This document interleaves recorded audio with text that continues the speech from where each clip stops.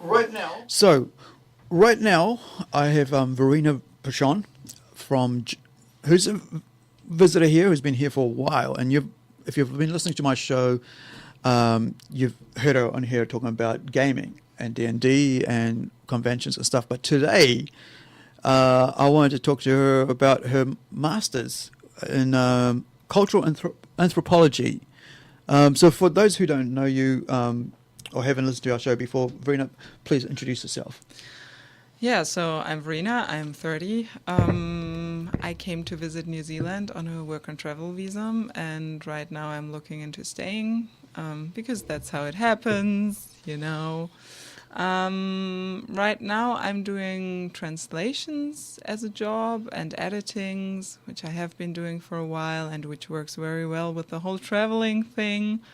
And before that, I was an event manager and I studied philosophy and German literature and cultural anthropology. Tell us about that. I mean, like philosophy. Let's start with philosophy because it's one of those things that people go to school and it's like, I'll take an art major, and people think it's an easy thing, and then they find out it's really hard. So with philosophy, what was that? Why did you choose to do that? Well, to be really honest, I chose to do that because I didn't really know what I wanted out of life. Yeah. And so I thought philosophy and German literature, that's a good start because it interests me. Yeah, and that's how I started out. And then I quickly found out that philosophy is actually something that a lot of people could benefit from because if you're using it right, you can get a lot of, I think, techniques out of it to be more empathic and more communicative and just learn that the world is not black and white. Yeah. And this is something I took out of this, and this was very fundamental and important to me. And this is what I basically continued when I chose to switch my majors to cultural anthropology. And yeah. So how long was that was a course for the philosophy? Well, I did a 3 years bachelor degree in cultural anthropology, and the philosophy was part of that. Okay. So 3 years basically, and then 1 year that I studied it prior to that. Yeah. So yeah. So how did you move into cultural anthropology? Well, I found out that I don't want to study this full-time, philosophy and German literature. And so I looked around at my university because I really wanted to stay there. It's an awesome university, and I found a lot of cool people there. So I had a look, and I thought, oh, cultural anthropology, what's that? Yeah. And I talked to one of the professors, and he helped me a lot with choosing it, basically, because he said, oh yeah, you know, you can just do a lot with it, and if you're interested in how society works and what makes basically the wheels turn, then this is the right thing for you. And I thought, okay, I'm very inquiring, got a very inquisitive mind, so I want to learn about a lot of stuff. I don't want to feel just having one field to study, so this sounded like the perfect thing, and so I started studying that and did my master's degree later on in that. So what was the topics, what are the subjects or people groups that you have to study as part of that course? Well, it really depends on what the university gets funding for at this moment, at this given moment. We studied a lot of refugees. Did a lot of interviews with them. Basically created a historical archive with that. And then I myself did a lot of gender studies and game studies, and mostly I combined them because I think it's very interesting. And that's what I chose to do for my bachelor's and my master's degree, so both my theses were about the role-playing culture in Germany. So what did you find out? Because I mean, today's show, I decided I'm going to concentrate on Geek Girls, and we talked, listened to Sana Amanet talking about creating Ms. Marvel based on her her own culture as a Muslim and as a writer, editor for Marvel Comics, and also the importance of superheroes, female superheroes. So, what was it like with gaming culture, with gender and gaming culture that you found about? I mean, what was it like? What did you discover or learn? Well, so what gender studies in general is all about is that gender is a culturally created, box, basically. Yeah. Not sex, but gender. Yeah. And there's a lot we can change and a lot that people exclude other people from just on the base of their gender, or include for that matter. It's not a one-way street. And so I was really interested in how some cultures are perceived as male and some cultures are perceived as female. And so I have always been into gaming, and I've always been unconventional, I guess. Yeah. So I had a look around and found out that I'm one of the few visible female gamers, basically, and thought, what's this about? Yeah. And there is just a lot of stuff happening that, discourages women still to go into gaming. And I just did my studies on that. A lot of people at conventions who are kind of really harassing. Yeah, I mean, I discovered a lot just in the recent 8 months, just talking to other females and saying, well, what's it like being in your shoes, and I learned a lot about myself, and thought I had done and said certain things that were just totally wrong in the past, because I hadn't thought about it as that. But when I really thought about it, I thought, you should have not done that. I mean, it's the same thing with people walking into a comic shop, and if they're a female, everybody looks at you straight away, and it's like, what is that person doing in the shop? And suddenly you're thinking, well, she doesn't know what she's on about. And yet, by the time that person's got to the shop, she already has a history of comic books. She already, like, just same as if you were walking into a gaming shop, that person's been gaming for years, and I think this kind of stuff very interests me. It's like, it's my learning thing. It's me learning, and me learning about other people's cultures as well as what other people like, and especially the geek culture interests me a lot. With once you've done your course, like, I mean, let's get back to the with the refugees. Where were these refugees that you studied and asked questions about from? Well, we did research the fall of the Berlin Wall, actually, so it was not a recent thing. So we talked to all these people that fled the DDR, and how they came over, basically how they made that travels, basically. And that was very interesting because there were a lot of tragic stories involved, shot friends, and a lot of people left don't know families. And our professor said at one point that we probably all know one or two people who fled the DDR at some point, or who were involved in something around the wall. And we all thought, actually, nah, we don't think so. But then we asked around and we found out it's true. It's actually true. A lot of people were involved, and a lot of families got separated. So everybody basically had stories to tell, which was very interesting, because you wouldn't talk about this normally. You still talk, in Germany at least, you still talk a lot about Hitler and the nationalist parties, because it's on the rise again, unfortunately. Yeah. But not so much about the more recent history. So that was very interesting for us because the people are still alive Yeah. and you can still interview them. Yeah. Yeah.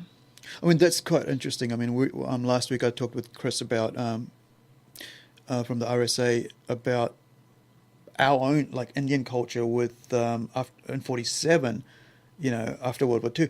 In 47, there was like within a couple of weeks there was 1 million dead Indians with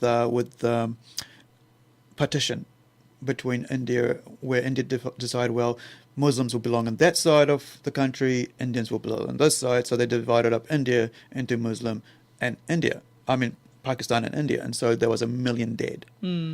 And, you know, and so with DDR, am I saying that right? Yeah. Yeah. With DDR, what people don't realize is that after the Second World War, I mean, a lot of people don't realize because a lot of people don't care as such, or they don't know, or they haven't been taught in schools. I mean, with us, we learned that in the 80s about that. But, you know, social studies was part of our curriculum here in New Zealand back then. And so we learned all about it. But it was in the 50s, or was it just after?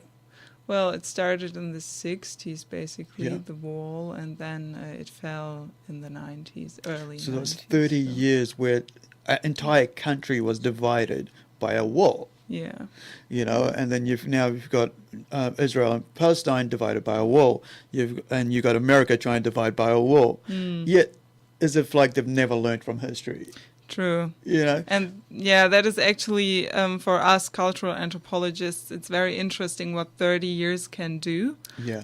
Because you interview these people and you see how they are socialized in a very different way, just because they were part of a different system, even though it was a joint Germany at one point. Yeah. So, yeah, this is what we're on about with cultural anthropology. I mean, there's a whole. I mean, the wall basically meant that DDR couldn't come into West Germany. So you had East and West, right? So on one side you had a whole nation, half the nation basically under control. Yeah, the DDR, yeah, and that was the east side. Yeah, and so they were basically under control of like was it communism or Yeah. So half the country controlled by communism, and the other side, the West, freely doing whatever they want. Yeah. Happy to skateboard, as we saw in the latest movie with, I think, was that Scarlett Johansson or Charlize Theron? There's a movie it was based on a graphic novel. Oh, yeah. And the graphic novel is called The Coldest City.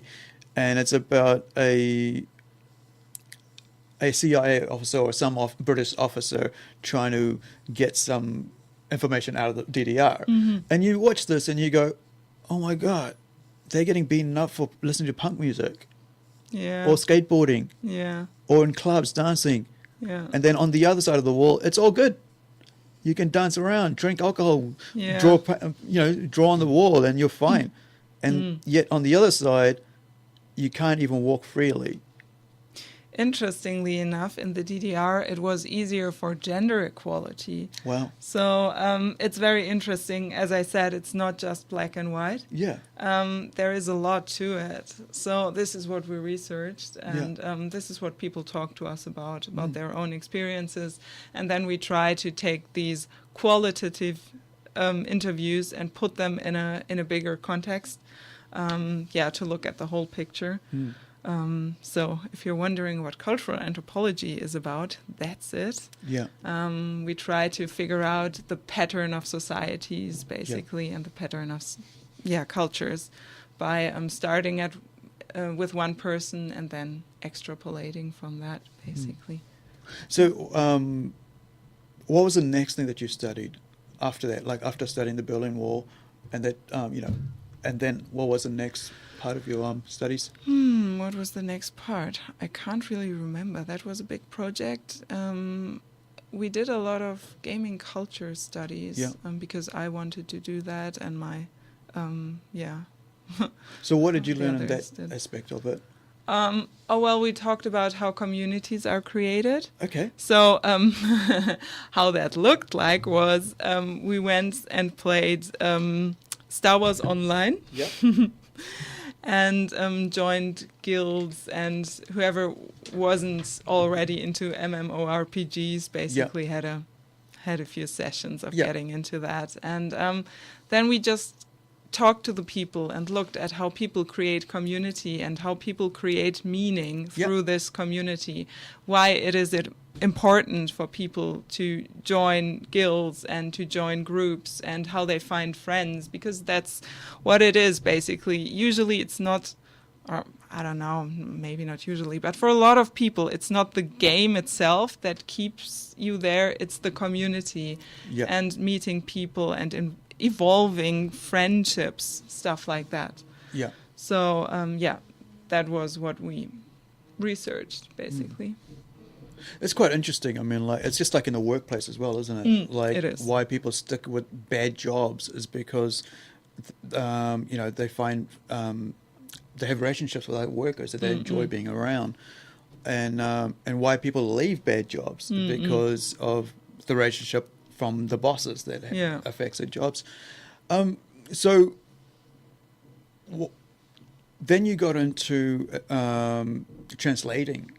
How did I was thinking about it when I was walking down today, thinking about how you've got this master's in cultural anthropology, and then you're translating Warhammer 40K into it, and I'm thinking, well, that's a culture amongst itself, isn't it? Yeah. And so because each one of those things are based around culture, and so how does so what was that like with you translating, and did you have to bring in your learning into that? I think whatever I learned with philosophy and cultural anthropology, I kind of always use it. Yeah. Which is why I think if you have the possibility of studying philosophy or cultural anthropology, you should definitely do it. I haven't, I don't know if it helps me at specific points, but it definitely helps me having a very broad knowledge about the world in general and how cultures and communities work. Yeah. And that helps me broaden my vocabulary. Yeah. Definitely. And that helps me with translating, yeah. But it's nothing specific that I could name now. Yeah. It's just a more general thing. It's just something that be in the back of your head, that. Yeah. It's skill. I mean, it's another skill that you can bring into a workplace environment. I mean, with you basically can translate anywhere around the world. Yeah. And just send it back and, to your bosses. But the other thing is like, I think having that sort of background and you're able to communicate and actually have a better understanding of the world around you, and therefore your relationship with people that are not of your own culture or ethnicity is actually a bit more, I guess, much more open than if you didn't have it. I mean, I remember meeting a German female way back in the 90s, and she was just like you. And I was thinking like, wait, from Germany? How's this? What? Talking to me? Aren't those people don't like dark people? Isn't that who they are? And it just totally opened my mind to other things, because you sort of building a relationship with people that are not in your own world as such, or your what is that called? Your circle of friends, normal circle of friends. And I think the more people that are not like you that you introduce into your circle of friends, the better you become as a human being, and you have a better understanding of the world around you.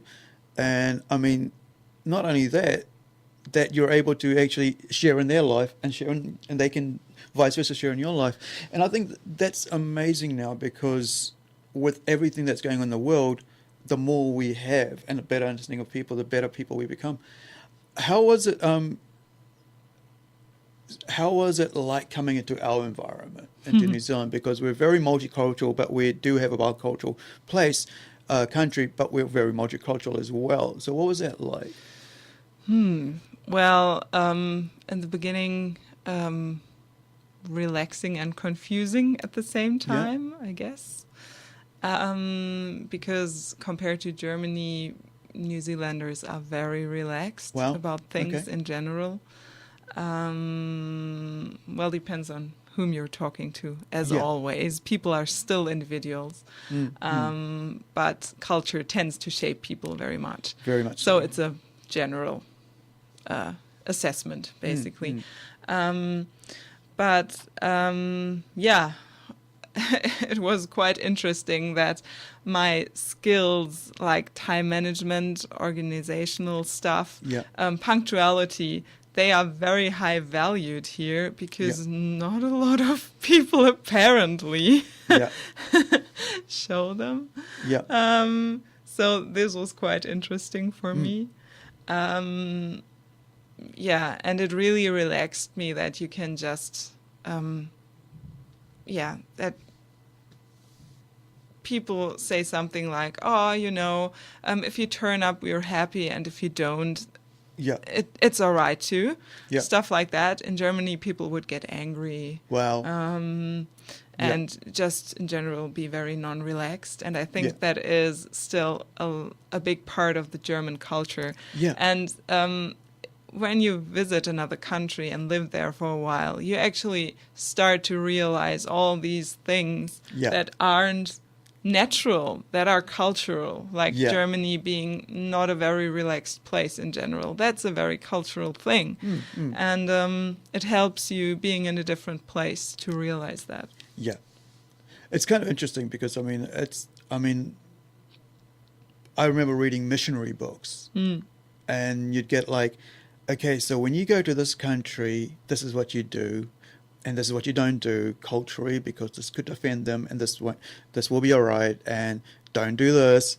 And I got in trouble going to Fiji. Being raised in New Zealand, I had no idea certain things I did in Fiji was quite offensive. And I said certain things that I thought was different meanings was quite offensive. Me, an Indian in Fiji, was doing the wrong things. And, I do it quite often now. So now when I go there, I just keep to my own little thinking patterns. So, were there terminologies that you found that were quite different when you came over here that you used back home, which was different compared to when you use it here in translation-wise? Translation-wise. Because you translate, so how does it translate some of the words, that you found out of the norm? Well, I couldn't say translation-wise because that's... written English, it's very different. But what I started to use here quite a lot, because people use it all the time, is sweet as or all good. Yeah.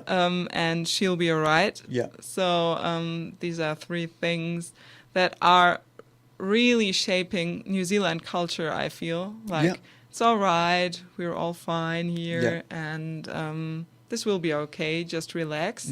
So there is a bigger meaning behind these words. If you look at it culturally, so to speak, it's structural. It's a sign for a very relaxed culture, actually. Wow.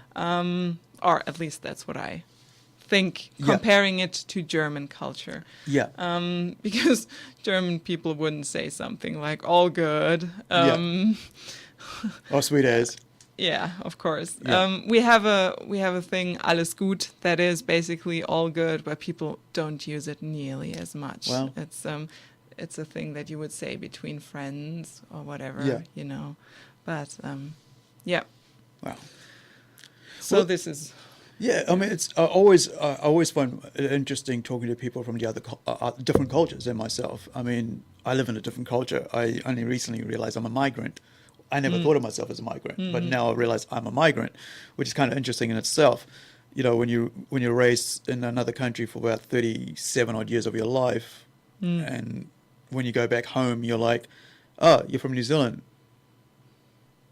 And you go, well, but I was born here.